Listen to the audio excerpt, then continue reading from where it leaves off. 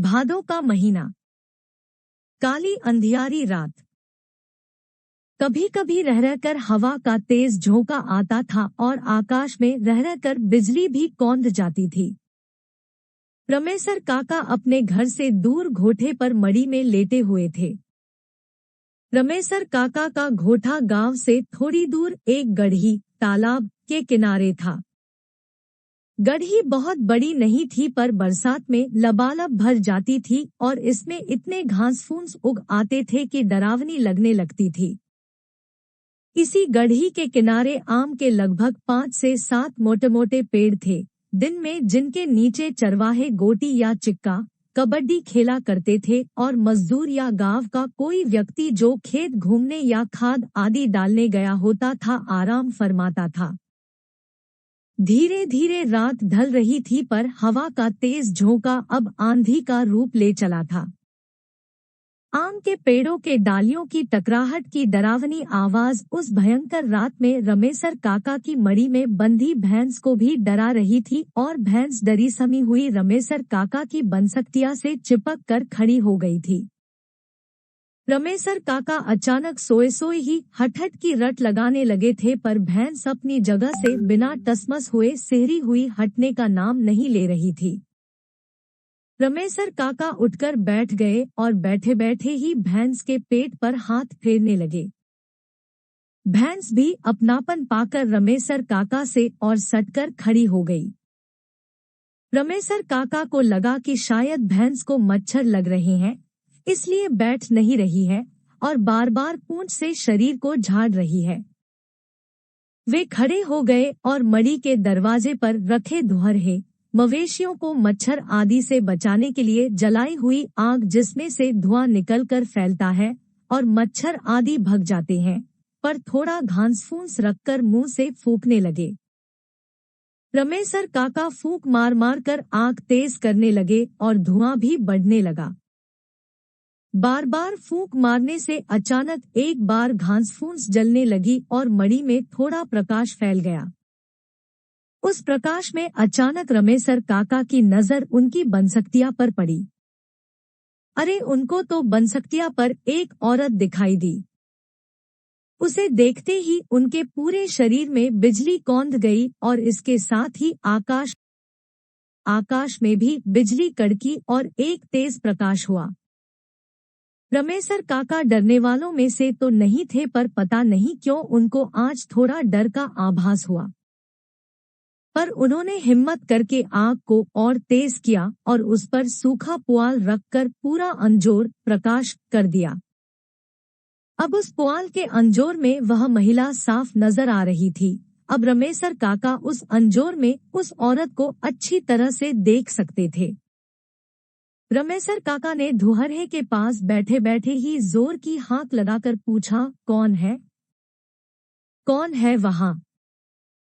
पर उधर से कुछ भी प्रतिक्रिया न पाकर वे सन्न रह गए। उनकी समझ में कुछ भी नहीं आ रहा था कि अब क्या करना है। वे मन ही मन कुछ बुदबुदाए और उठकर खड़े हो गए। उनके पैर न आगे अपनी खाट की ओर ही बढ़ रहे थे और न ही मड़ी के बाहर ही। अचानक खाट पर बैठी महिला अट्टहास करने लगी। उसकी तेज, भयंकर, डरावनी हंसी ने उस अंधेरी काली रात को और भी भयावह बना दिया। रमेसर काका पर अब सजग हो चुके थे। उन्होंने अब सोच लिया था कि डरना नहीं है, क्योंकि अगर डरा तो मरा। रमेसर काका अब तनकर खड़े हो गए थे। उन्होंने मड़ी के कोने में रखी लाठी को अपने हाथ में ले लिया था। वे फिर से बोल पड़े, कौन हो तुम? तुमको क्या लगता है मैं तुमसे डर रहा हूं? कदापि नहीं। और इतना कहते ही रमेसर काका भी हा करने लगे। पर सच्चाई यह थी कि रमेसर काका अंदर से पूरी तरह डरे हुए थे। रमेसर काका का वह रूप देखकर वह महिला और उग्र हो गई और अपनी जगह पर खड़ी होकर तड़पी, तू डरता नहीं है? एस बताती हूँ मैं तुझे। रमेसर काका को पता नहीं क्यों अब कुछ और बल मिला और डर और भी कम हुआ। वे बोल पड़े, बता क्या करेगी तू मेरा? जल्दी यहाँ से निकल, नहीं तो इस लाठी से मार मार कर तेरा सिर फोड़ दूंगा। इतना कहते ही रमेसर काका ने अपनी लाठी तान ली। महिला चिल्लाई, तू मुझे मेरे ही घर से निकालेगा? अरे मेरा बचपन बीता है इस मड़ी में। यह मेरा घर है, मेरा। मैं बरसों से यहीं रहते आ रही हूँ, पर पहले तो किसी ने कभी नहीं भगाया। यहाँ तक कि भैया, कुछ ग्रामीण क्षेत्रों में पिताजी को भैया भी कहते हैं, ने भी।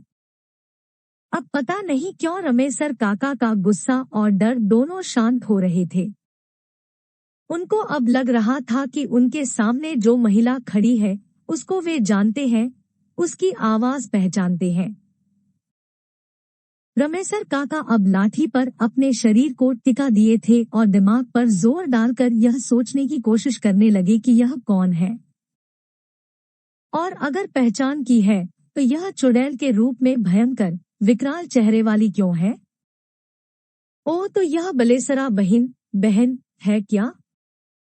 अचानक उनके दिमाग में कौन था। नहीं, बलेसरा बहन नहीं हो सकती। उसे तो मरे हुए 2500 साल हो गए। अब रमेसर काका अपने अतीत में जा चुके थे। उनको सब कुछ याद आ रहा था। उस समय उनकी बलेसरा बहन 12 से 14 साल की थी और उम्र में उनसे 3 से 4 साल बड़ी थी। चारा काटने से लेकर गोबर गोथार करने में दोनों भाई बहन साथ साथ लगे रहते थे। एक दिन दोपहर का समय था और इसी गढ़ी पर इन्हीं आमों के पेड़ों पर गांव के कुछ बच्चे ओल्हापाती खेल रहे थे। बलेसरा बहन बंदरों की भांति इस डाली से उस डाली उछल कूद कर रही थी। नीचे चोर बना लड़का पेड़ों पर चढ़े लड़के लड़कियों को छूने की कोशिश कर रहा था। अचानक कोई कुछत समझे इससे पहले ही बलेसरा बहन जिस डाली पर बैठी थी वह टूट चुकी थी और बलेसरा बहन औंधे मुंह जमीन पर गिर पड़ी थी।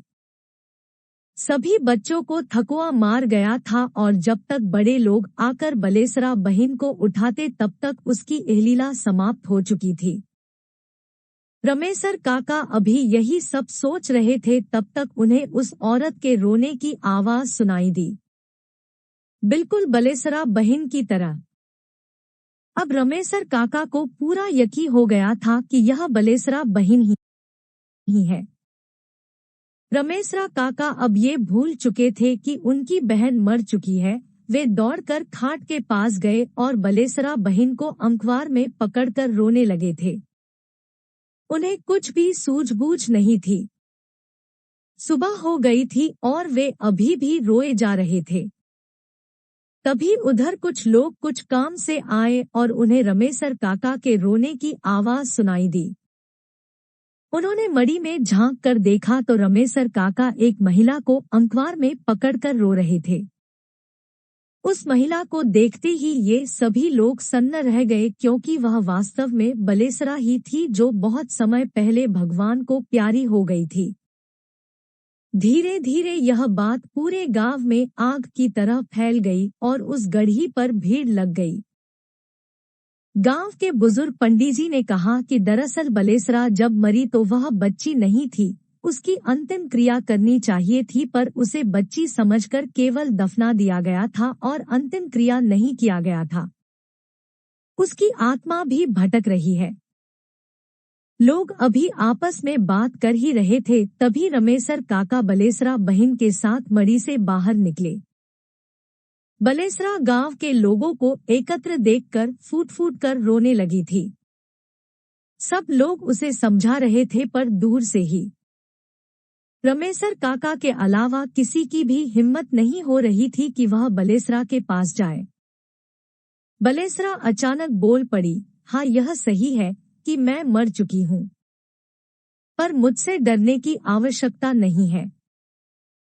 मैं इसी गांव की बेटी हूँ पर आज तक भटक रही हूँ। मेरी सुध कोई नहीं ले रहा है। मैं इस गढ़ी पर रहकर अन्य भूत प्रेतों से अपने गांव के लोगों की रक्षा करती हूँ।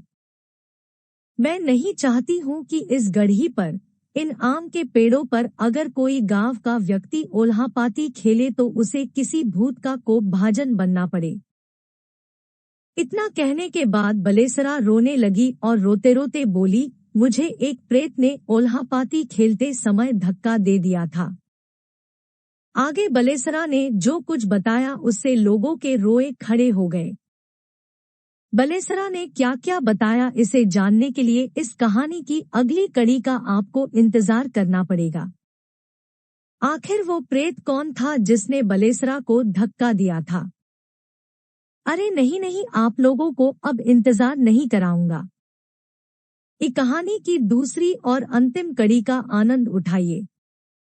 आइए आपको बलेसरा के अतीत में ले चलता हूँ। पूर्व कहानी। इस कहानी के पूर्वार्ध से यह तो स्पष्ट हो चुका है कि बलेसरा का घोटा उसके पिताजी का गांव से बाहर एक गढ़ी तालाब के किनारे था। बलेसरा बचपन में अपना अधिक समय इसी घोटे पर गुजारती थी। बलेसरा अभी 10 से 12 साल की थी तभी से अपने घर का सारा काम संभाल ली थी। अपने माँ के कामों में हाथ बंटाने के साथ ही साथ खेतीबाड़ी का काम और गोबर गोथा।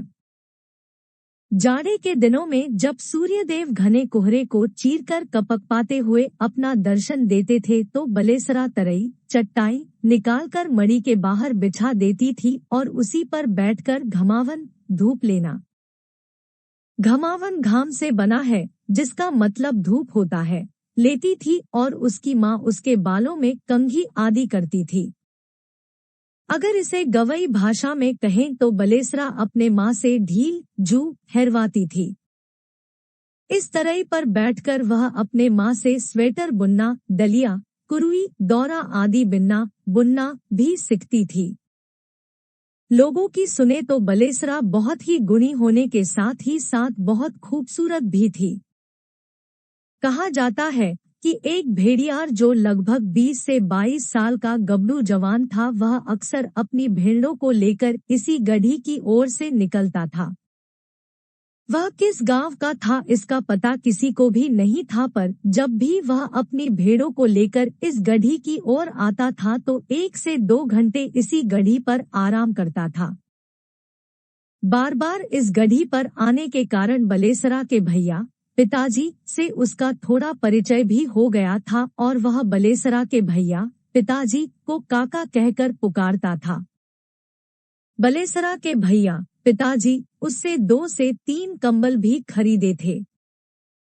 सुनने में आता है कि वह बलेसरा के भैया से इन कंबलों का पैसा नहीं लिया था और कहा था कि काका इधर बराबर आता ही हूँ और आपके घर पर पानी पीता हूँ, कभी कभी आपके वहाँ से सत्तू भुजा आदि भी खाने को मिल जाता है, इसलिए आपसे इन कंबलों का पैसा नहीं लूंगा, पर हाँ अगर आप अब आगे कोई कंबल खरीदेंगे तो जरूर पैसा लूंगा। आपको लग रहा होगा कि इस भूत ही कहानी से इस भेड़िहार का क्या संबंध, और साथ ही यह कहानी तो किसी और दिशा में बढ़ रही है, पर ऐसी बात नहीं है। दरअसल हुआ यह कि एक दिन उस भेड़िहार ने बलेसरा के भैया पिताजी से कहा कि काका हम आपकी छवड़ी लड़की से विवाह करना चाहते हैं। यह बात सुनते ही बलेसरा के भैया पिताजी दौड़कर मड़ी में से लौर लाठी निकाल लाए और गुस्से में उस भेड़िहार को 2 से 3 लौर जमा दिए और उसे वहां से भागने के लिए कहे और साथ ही यह भी कहे कि फिर कभी इस गढ़ी पर अपनी सूरत मत दिखाना। इस बात को बीते कई महीने हो गए थे, पर एक दिन अचानक वह भेड़िहार फिर से उस गढ़ी पर प्रकट हुआ। इस बार उसने अपनी भेड़ों को बलेसरा की मढ़ी से दूर ही रखा और गढ़ी के दूसरे किनारे पर एक छोटी मढ़ी डालकर रहने लगा। बलेसरा के भैया पिताजी को इससे कोई फर्क नहीं पड़ा।